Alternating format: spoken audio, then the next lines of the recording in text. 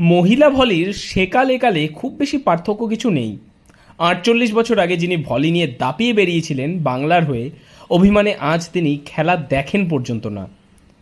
মহিলাদের ভলির সেকাল হোক কিংবা একাল, সামাজিক দৃষ্টিভঙ্গি কিংবা সরকারি সহযোগিতা এখনও সেই তিমিরেই। বাংলার মধ্যে মহিলা ভলি কিন্তু সেই আমল থেকে এই আমল এখনও দাপটের সঙ্গে মাঠ দাপায় শান্তিপুরের মেয়েরা। তবে সারা বাংলার মানুষ জানলেও সম্মান মেলে না নিজের জন্মভিটা থেকে। এরকমই বহু প্রতিভা কোথাও সংসারের হেসেলে, কোথাও বা ঘরকন্যার কাজকর্ম কিংবা ছেলে মেয়ে বড় করে তুলতে হারিয়েছেন অতীতের দু চোখের স্বপ্ন। আজ শোনাবো এরকমই এক প্রামাণ্য ইতিহাস, যিনি বাড়ির সামনে মাঠ থাকলেও অভিমানে খেলা দেখেন পর্যন্ত না। তবে আজও ভালোবাসেন ভলি, স্বপ্ন দেখেন বর্তমান প্রজন্মের মেয়েদের অ্যান্ড্রয়েড মুক্তি থেকে মাঠমুখী হওয়ার। না, হ্যাঁ এসছিল, চাকরি বাকরি এসছিল, কিন্তু তার মধ্যেই আপনার ওই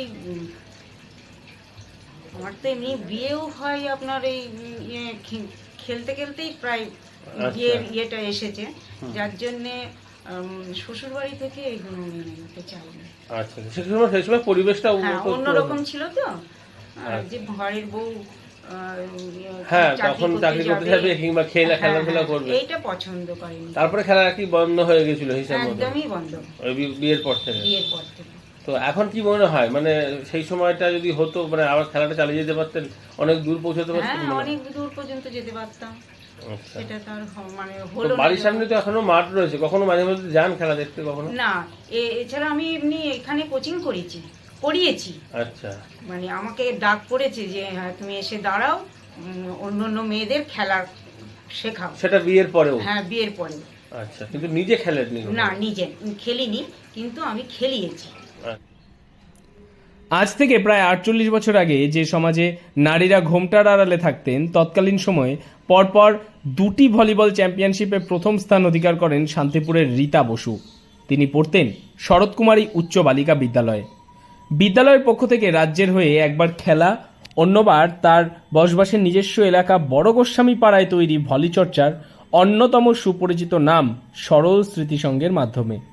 হিমাচল প্রদেশে অনুষ্ঠিত হওয়া ২২তম ন্যাশনাল স্কুল গেমসে অংশগ্রহণ করে সেখানে প্রথম স্থান অধিকার করেন তিনি। যদিও এরপরেই থেমে যাননি তিনি, সেই বছরই অনুষ্ঠিত হয় ন্যাশনাল ভলিবল ফেডারেশন অফ ইন্ডিয়ার তৃতীয় মিনি ভলিবল চ্যাম্পিয়নশিপ।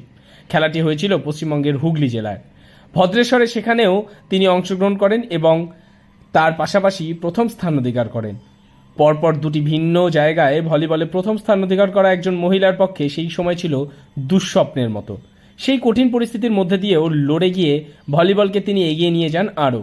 আর সেই কারণেই তাকে তার শরৎকুমারী উচ্চ বালিকা বিদ্যালয় এবং ক্লাবের পক্ষ থেকেও করা হয়েছিল বেশ কয়েকবার সম্মানিত। মানে ভলিবলের মধ্যে একটা চাপ ছিল, ভলিবলের মধ্যে উনি ওটাকে নিয়ে এগিয়ে যাবেন। এমনকি ওদের মধ্যে ১২ জনা ওই সময়ে চাকরির অফারও পেয়েছিলেন। সেই অফারটা উনি নিতে পারেননি, সেই সময় পড়াশোনার মাধ্যমে উনি নিতে পারেননি। যাই হোক, যে কোনো কারণে উনি চাকরিটা করতে পারেননি। কিন্তু আমরা সেই বিষয়ে, ওনার বিষয়ে আমরা কিছুই জানি না যে উনি ন্যাশনাল করেছেন। আজ পর্যন্ত এখনো পর্যন্ত বলছে আমাদের বিষয়ে, তাই এই বিষয়ে শান্তিপুর বলো, কোনো বলো, আমরা কোনোদিন আজ পর্যন্ত সম্বর্ধনা পর্যন্ত পাইনি। কোনো বিষয় আমরা জানতেও জানি, কিন্তু কোনো একটা হেল্পও পাইনি আজ পর্যন্ত।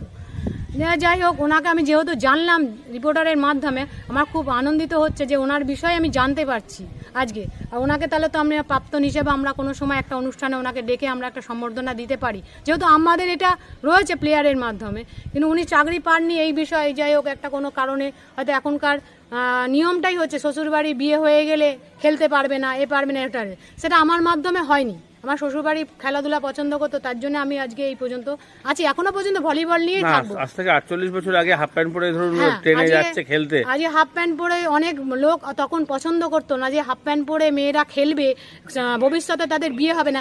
এই মানসিকতা বোধটা অনেকের মধ্যেই ছিল, এমনকি এখনো পর্যন্ত আছে এই মানসিকতা বোধটা, যে হাফ প্যান্ট পরে খেলা হচ্ছে বলে মেয়েদের বিয়ে হবে না। এই মানসিকতাটা মানুষের মধ্যে এনে দিতে হবে যে যারা প্লেয়ার, তারা প্লেয়ারের ড্রেস পরেই খেলবে। অত্যন্ত সেই ড্রেস ছাড়া প্লেয়াররা খেলতে পারবে না। আজকে আমি সত্যিই খুব গর্বিত যে আমি ওনার মতন, মানে ওনাকে আমি জানিও না, চিনিও না, আজকে রিপোর্টারের মাধ্যমে আমি জানতে পারলাম। নদিয়ার শান্তিপুরের নিবাসী রীতা নন্দী বর্তমানে বৈবাহিক সূত্রে রীতা বসু। তবে সেই সময় খেলার সুবাদে বাইরে থাকা কিংবা রাত বিরেতে বাড়ি ফেরা, এমনকি হাফ প্যান্ট পরে খেলা নিয়েও কটূক্তি শুনতে হতো। তবে রীতা দেবীর পরিবারের অবশ্য ছোট ভাই খেলাধুলার মর্ম জানতেন, তাই কোনোদিন পরিবারগত সমস্যা তৈরি হয়নি। বরং খেলার জগতে সুনাম অর্জনের সঙ্গে সঙ্গেই বিবাহ ঠিক হয় পাড়াতেই এক সম্ভ্রান্ত ব্যবসায়ীর ঘরে।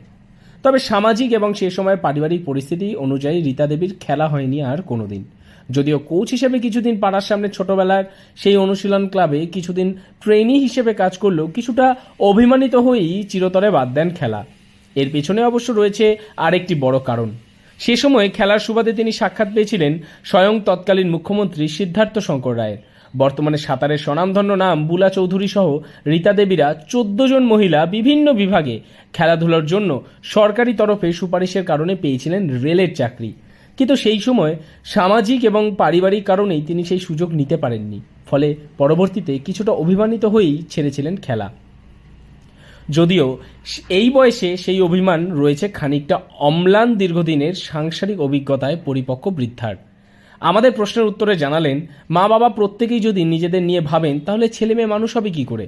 তবে সেকালের সঙ্গে একালের চিত্রটা যে খুব একটা বেশি পাল্টায়নি তা বোঝা গেল বর্তমান শান্তিপুর নিবাসী বাংলার মহিলা ভলিবল দলের এক কোচ অপর্ণা প্রামাণিকের কাছ থেকে। রীতা দেবীর এই কাহিনী শুনে শিহরিত হয়ে ওঠেন, শোনান সরকারি উদাসীনতা এবং বর্তমান সামাজিক পরিস্থিতির নানা অসহযোগিতার কথা। তিনি বলেন, আজ 33 বছর ধরে বেশ কয়েকটি ন্যাশনাল সফলতার সঙ্গে খেলে স্বপ্ন পূরণ হয়নি কিছুই, তাই এখন বর্তমান প্রজন্মের মেয়েদের ভবিষ্যৎ নিয়ে চিন্তিত তিনি। তবে রীতা দেবীর মতন অনেক মহিলাই হয়তো আছেন যা সংবাদ মাধ্যমের সহযোগিতায় জানা যায়। আগামীতে তাদের নিয়ে অবশ্যই কিছু করার চিন্তাভাবনা রয়েছে। নদিয়া থেকে মৈনাক দেবনাথের রিপোর্ট, লোকাল 18 বাংলা।